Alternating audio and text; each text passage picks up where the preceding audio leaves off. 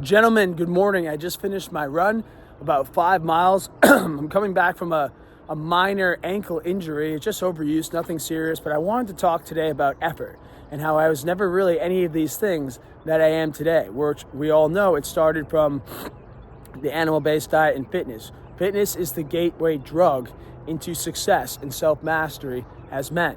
So as I was saying, when I was younger, I was never really into any of this. I was inspired by a man.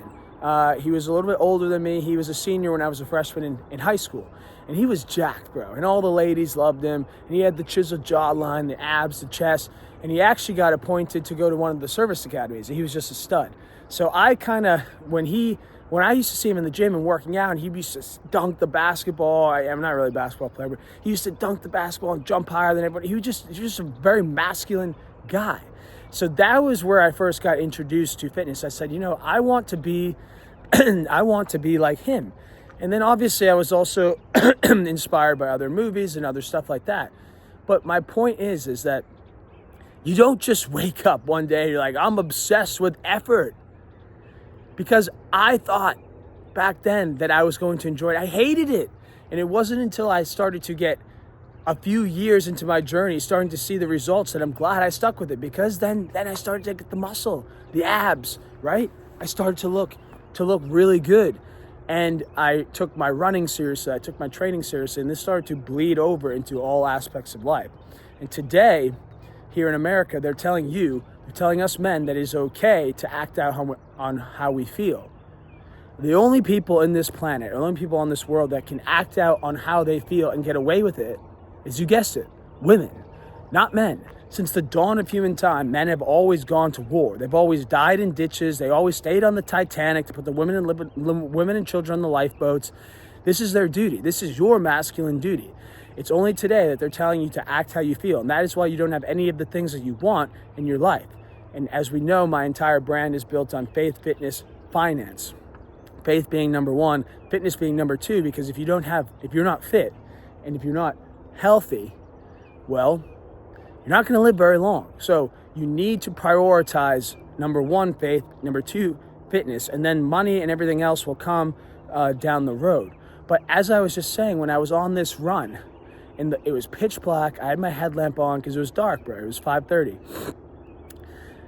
I looked into the sky, and I just couldn't help but to thank God for bringing me on this beautiful path that He's placed me on to ultimately, use my story, use my message to serve you guys. Because I was never any of these things. If you follow me on Instagram, you'll see I was never any of these things. I was never strong. I was never ripped. I was never charismatic. I was never handsome. Fitness and nutrition were the gateway drug into this for me. I didn't have real estate, right? I wasn't a successful entrepreneur. I wasn't any of these things. I'm out here on the farm. I'm back from Boston, but I can't stress it to you enough. As you do these things in life that you hate, that's when you know you're in the right spot. That's when you know. And then it becomes easier, and then a year goes by, 2 years goes by, you get obsessed and you get lost in the process, right? Trust the journey, trust the process. That's what they mean. And then basically, you're glad that you did it, because you look back and you're like, well, I'm glad I just went to the gym every day for 2 years straight and stuck to my calories and nutrition, didn't get messed up on the weekends, because now I'm jacked. Now I'm jacked, and it really is that simple. And the analogy that I use all the time is, as I'm looking out on this farm road that I live on, there are two paths. There's the easy path, the highway. Everyone wants to take the highway, the 4 lanes. Everyone wants to press the easy button. And the highway is easy. I'm not saying it's not. Sometimes I take the highway. I'm about to drive my fucking truck up into town today on the highway. But if you actually want to go further in life, not faster, take the woods. The woods has the ticks, the poison ivy, the snakes. It's the path less traveled. No one's in there. No one is in there. You have to capitalize on that, take advantage, and eventually it is a little bit slower, but you come out further ahead.